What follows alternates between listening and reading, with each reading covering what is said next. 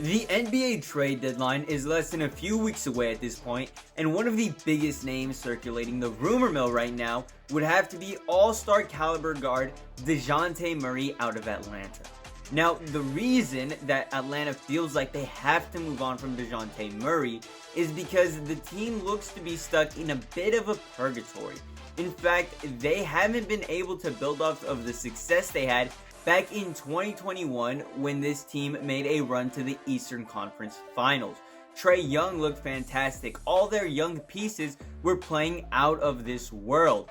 And unfortunately, they haven't been able to replicate that success for the last 2 or 3 years. Hell, that is why Atlanta decided to bring in Dejounte Murray in the first place, so that Trae Young had a running mate to really elevate this team to true contending status in the East. And obviously, we now know how the Trae Young and Dejounte Murray duo has worked out, because less than 2 years later, and he is already rumored to be leaving this team.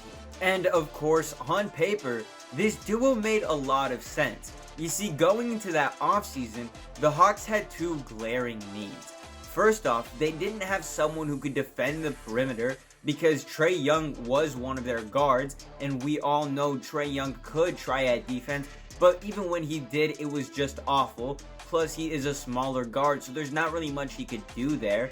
So, Dejounte Murray comes in and he could fill that role nicely.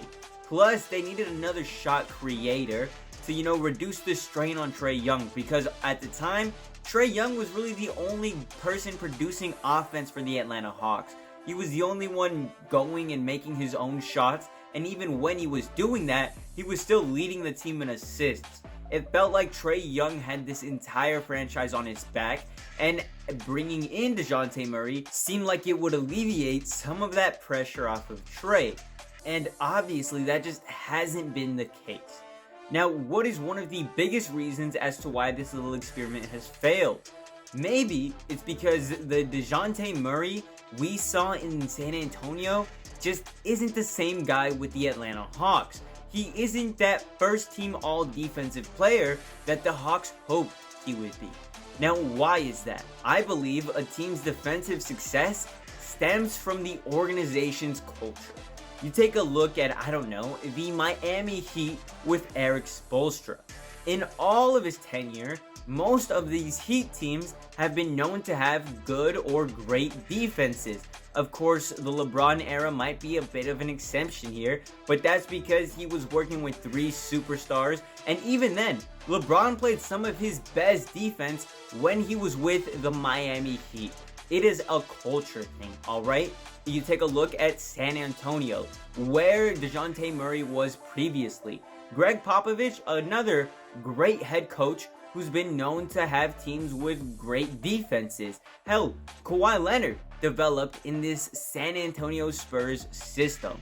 And unlike Dejounte Murray, even when Kawhi Leonard left the organization, his defensive skill didn't really take a dip off. And maybe it's because he had been there for so long, or that he was already great at defense before reaching the organization. But when you look at a culture like the Atlanta Hawks, it isn't nearly as good. In fact, I talked about this topic 2 or 3 years ago in a video right up here, but at the time, it was mainly centered around Trae Young and Nate McMillan's relationship, and how them arguing really soured the rest of the locker room, and was a big reason as to why the Hawks had been underperforming. Hell, since the Atlanta Hawks decided to build their organization around Trae Young, he's gone through 4 head coaches.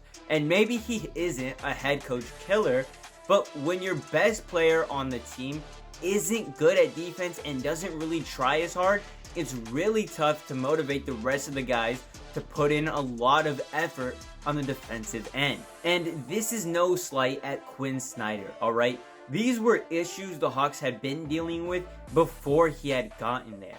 And hell, the 3 coaches before him had also struggled with this same problem.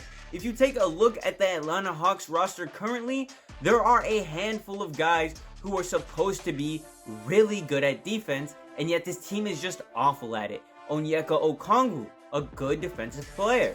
Jalen Johnson, also really good at defense. And then you've got DeAndre Hunter.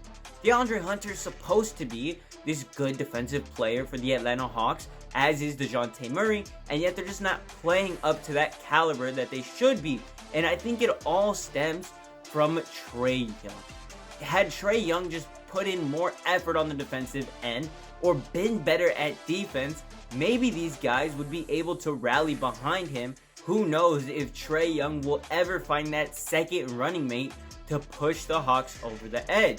Honestly, we still don't know if Trae Young is a player good enough to build, a championship team around. We don't know that yet. Hopefully, the next Hawks era will be a little better. Now, where is Dejounte Murray heading? That is a major question, and if you've seen the title and the thumbnail of this video, you know who exactly I am pointing to, and that is the Los Angeles Lakers. One of the teams at the forefront of the Dejounte Murray sweepstakes. Of course, a couple other teams had been rumored, like the New York Knicks very early on, but that was before the OG Anunoby trade, and then he had also been linked back to the San Antonio Spurs, where he would be a great fit alongside Victor Wembanyama. Finally, someone on that team who was an actual point guard who could play the pick and roll and feed him. That would actually be one of the best duos, though I highly doubt that the Atlanta Hawks would be willing to send him back to San Antonio when they know they aren't getting those 3 first-round picks back. His value has dropped off a little bit since he's reached Atlanta, and for a fact, the Hawks are not going to be getting the same amount of assets that they gave up to get him. And that is where the Los Angeles Lakers come into things. Because currently the offer on the table that sits is centered around D'Angelo Russell, Jalen Hood-Schifino, a 2029 first-round pick, and additional draft compensation. And it really seems like the Atlanta Hawks are rebuilding because you're not truly getting a valuable asset besides the draft picks. D'Angelo Russell is actually the holdup here because the Atlanta Hawks don't really want him on the team. He doesn't really fit alongside Trae Young. It doesn't make any sense to keep him. So the holdup is finding a third team who would take on D'Angelo Russell. And while I love this trade for the Los Angeles Lakers, seeing D'Angelo Russell as a casualty really sucks because I'm a really big fan of him in LA. I am a Lakers fan, and when I started watching basketball, it was during this D'Angelo Russell era. I watched him get drafted. He was actually one of the first draft picks I ever saw the Lakers make. And when he was traded, I was devastated. So to see him come back all these years later and make that run last postseason with the team, I thought he was going to be sticking around for a while. But clearly he just doesn't fit alongside LeBron James as much as the team had hoped so. And I know the Lakers need to make a move if they want to be true contenders here. So bringing in Dejounte Murray just makes the most sense. So setting biases aside, do I think the Atlanta Hawks should make this trade? Yes. Because when you take a look at Dejounte Murray's buyers, you know what? The Lakers probably have one of, if not the best offers on the table. That 2029 first-round pick, it's going to be highly valued.